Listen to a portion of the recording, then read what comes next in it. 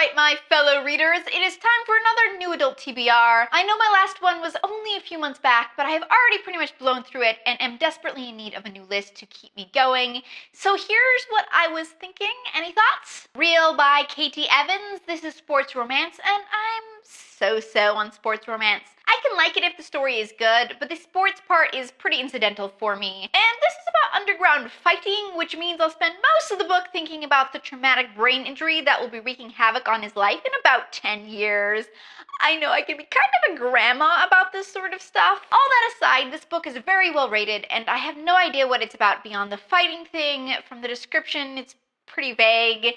Perhaps it suggests that she's his trainer, physical therapist. All I know is the line, "It's my job to keep his body working like a perfect machine." Unless sex therapy for athletes is now a thing, I don't think so. Okay, I just took a break and read some of the reviews. Apparently she was an Olympian in training before injuring her knee and deciding to go into sports medicine. So yes, it is the physical therapy thing, not the sex thing.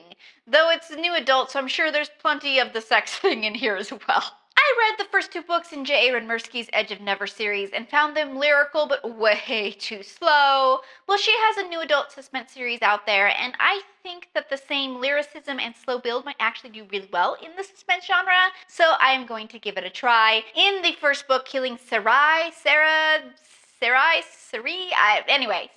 lives in the compound of a notorious Mexican drug lord. Victor is an assassin, and they find themselves on the run together. Okay, so, just going through the reviews, Becca Awesome Booknut confirms this is slower paced, but that it actually works very well with the story, which that was my instinct, so that is a good sign. Though my Goodreads friend Iona says she couldn't bring herself to care about any of the characters, so that's not a good sign. We shall see. More Than This by Jane McLean, not to be confused with the Patrick Ness YA sci-fi book of the same name. Yeah, don't confuse them and get this one for your grade schooler accidentally. In the new adult More Than This, true to new adult form, something tragic happens to Michaela on prom night, and Jay's family takes her in. He wants to take care of her. She's trying to keep her distance because she doesn't want to be hurt again by loving when she can lose it all again. Okay, so that part seems fairly typical as well, but it's all in execution, so we shall see. Let's look at the reviews. Okay, so Cozying Up with Books calls it emotionally charged and an emotional roller coaster. All good things from her.